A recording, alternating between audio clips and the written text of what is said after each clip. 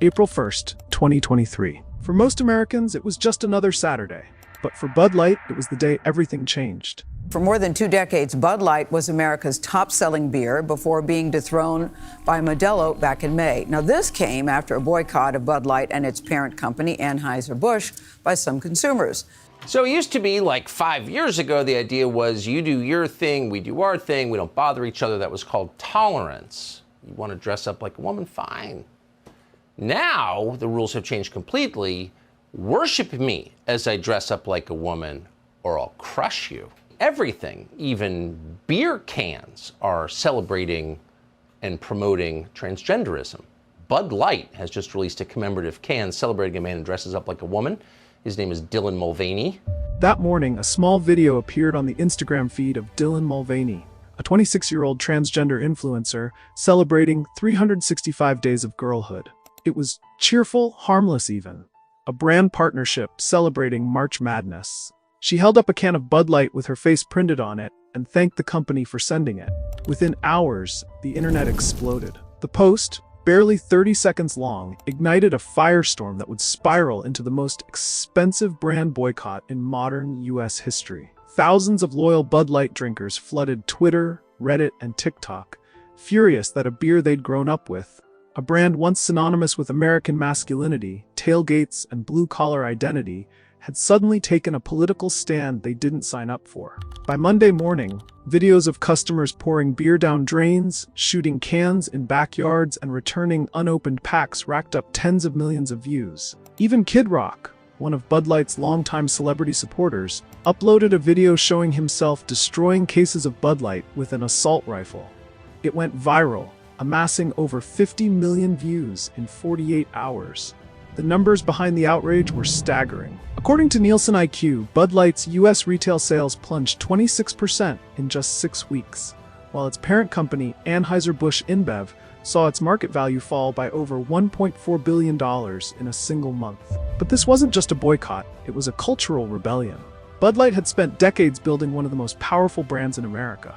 It was the top-selling beer in the U.S. for over 22 consecutive years. Its Dilly Dilly campaigns became memes. Its Super Bowl ads were legendary. For millions of Americans, Bud Light wasn't just a drink, it was part of the culture. So how did one marketing decision unravel a 40-year empire?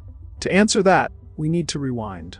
Not to 2023, but to the roots of Bud Light's dominance, where the seeds of its collapse were quietly planted years before anyone pressed record on that Instagram video. Because this wasn't an overnight disaster. It was a slow-motion identity crisis, waiting for the wrong spark at the wrong time. So I had this super clear mandate. It's like we need to evolve and elevate this incredibly iconic brand. What does evolve and elevate mean? It means inclusivity. It means shifting the tone.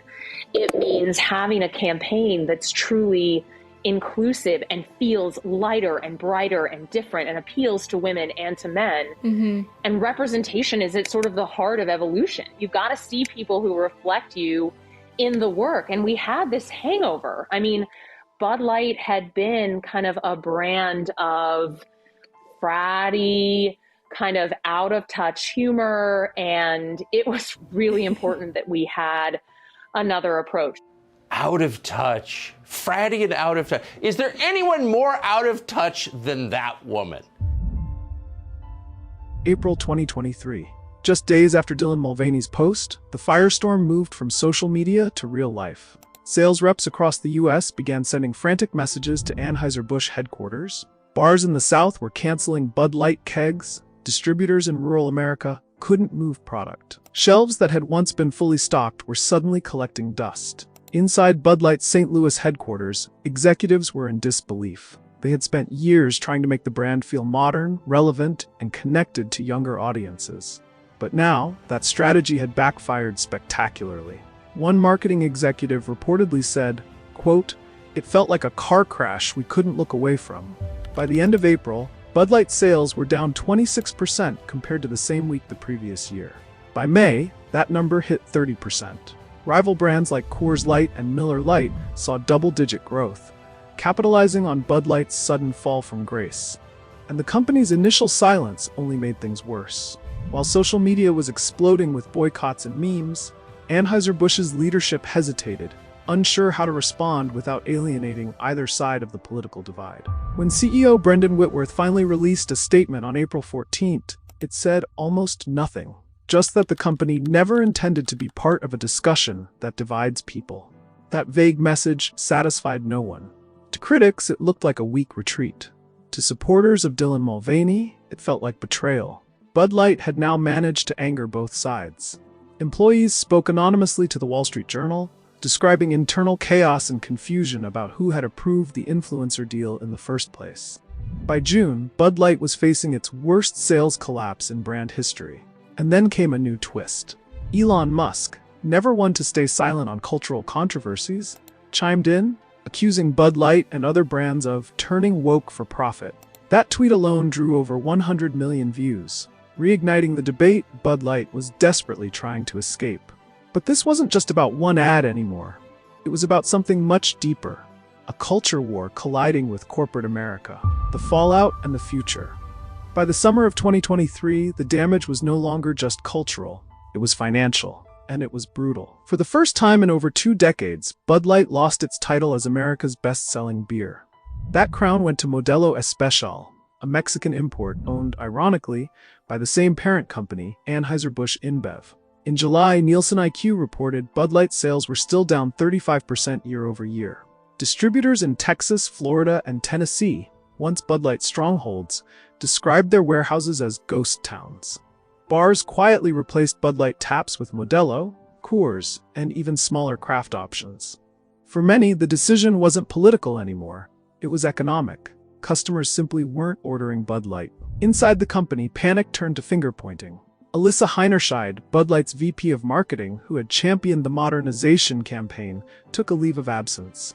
So did her boss, Daniel Blake, who oversaw marketing for all U.S. mainstream brands. But it was too late. The brand's reputation had already been rewritten by public opinion. Even Anheuser-Busch's attempts to repair the damage, sponsoring patriotic ads, rolling out new campaigns about hard work and American values, only reminded audiences of the controversy. Every new commercial was dissected online, often mocked or boycotted further. By year's end, the company's market capitalization had dropped nearly $30 billion, according to Bloomberg. Analysts called it the most expensive marketing misfire in recent history. But the real lesson wasn't about one influencer or even one beer. It was about the fragile relationship between brands and their audiences in an era of digital outrage. Bud Light tried to pivot toward inclusivity, a smart long-term play for most companies, but failed to anticipate how fast cultural backlash spreads in a hyperpolarized world. It wasn't just a bad ad. It was a misread of the brand's identity and audience loyalty. Even today, the recovery remains uncertain, because in the age of viral outrage, it only takes one ad, one moment, to destroy decades of brand loyalty. And Bud Light? It became the cautionary tale every marketer is now terrified to repeat.